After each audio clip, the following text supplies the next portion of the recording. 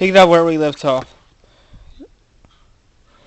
Then I heard some voices coming from another direction and saw some men running from the bushes by the white beans. One of these men took a pathway leading straight to the little lawn on which I stood with my machine. He was only about 4 feet tall and uh, was dressed in a purple tunic and leather sandals. His soft blonde hair curled around his face. He struck me as being beautiful and graceful, but delicate. His flushed face made me think of illness rather than of health. This creature is no threat to me, I said, my confidence now returning. The young man came right up to me without any fear and laughed into my eyes. Then he turned and spoke in a very strange, but sweet-sounding language to the two who were following him. They too laughed.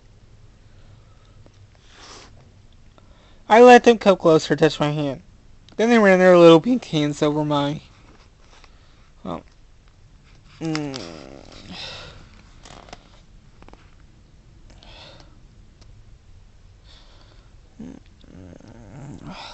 Moving the starting levers. They ran their little pink hands over my back and shoulders. They seemed to want to make sure that the giant they faced was real. But when they began to touch the time machine, I made a warning gesture. I said, off limits. That's my return ticket from your playland. That reminded me of the danger I had forgotten all about. The time machine must not be operated by anyone else while I was away from it. Better not take any chances, I told myself. I reached over the bars of the machine and unscrewed the little levers that would get it started. Then these I put safely in my pocket.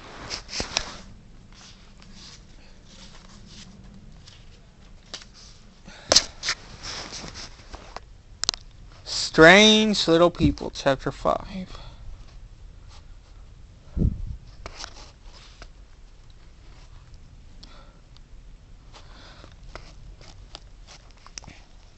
Now that I had a chance for a closer look at these future men, I noticed some strange qualities. They all had curly hair. That ended sharply at the neck and cheek. Their china-like faces had no trace of hair. They had unusually small ears, pointy chins, and tiny mouths with thinnish red lips.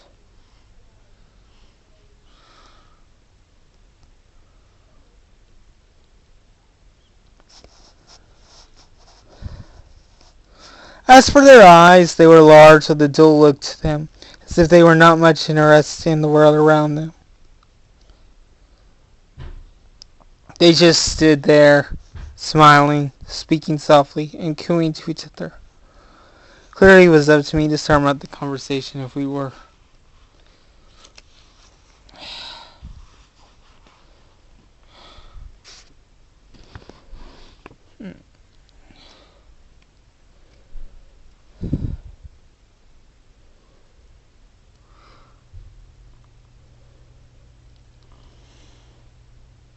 When he just said, if we were going to communicate at all. I thought I would begin by pointing to my craft. Time machine, I said. Then I touched my own chest. I came in the machine. There was no response so far. To express the idea of time the way I traveled, I pointed to the sun. Sun, I said. You know, planets go round and round, make days, months, years. Silence. Then one of the little purple-clad creatures stepped forward. He, too, pointed at skyward, but still did not speak. 802,701 AD, I thought. Man must have become very bright. Maybe he's reading my mind and instantly translating my language. I could hardly wait to hear what he would say. What brilliant evidence of wisdom in art, science, or the universe will his communication reveal, I wonder. To my intense disappointment, all he did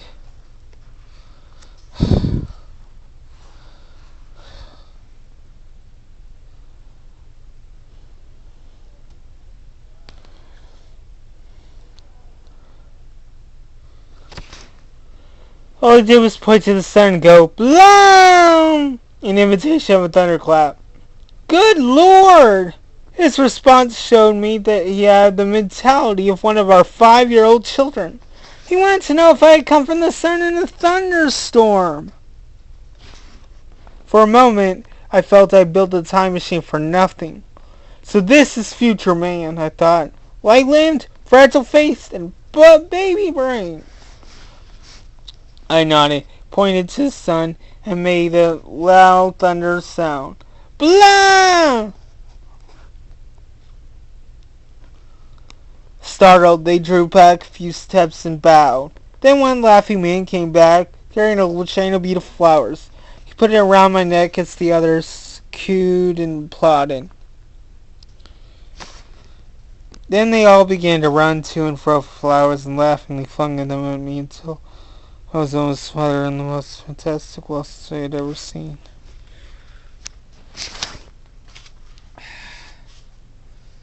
These delicate, colorful blooms. These delicate but colorful blooms were obviously the result of many centuries of culture. I stared in wonder at the blue-green puffs, the rosy-orange clusters, and the green gold-fringed ruffles. Their aroma was like a shelf counter of perfume bottles, suddenly uncapped. Then one of them must have decided that I should be exhibited to all their people, so they led me gently past the white sphinx to a vast gray building of rigid stone.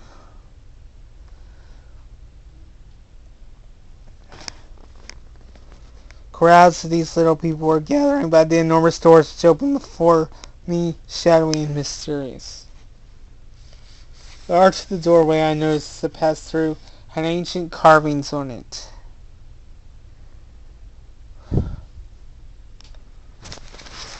And these carvings were badly broken and weather-worn.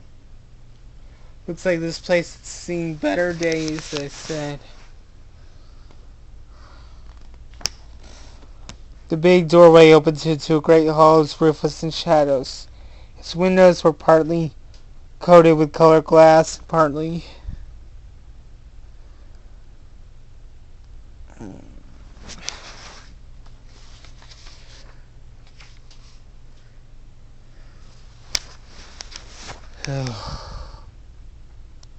an invitation to sit down.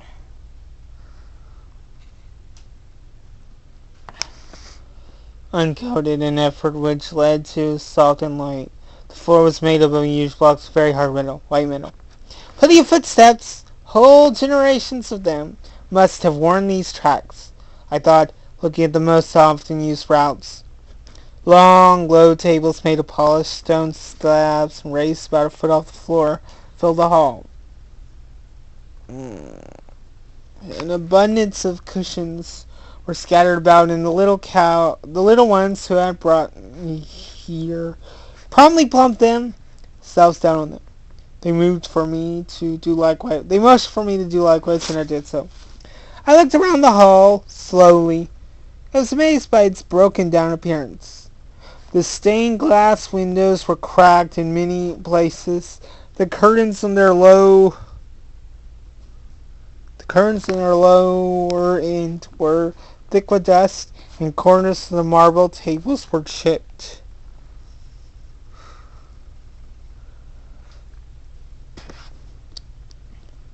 Without any ceremony, the little people eating with their hands.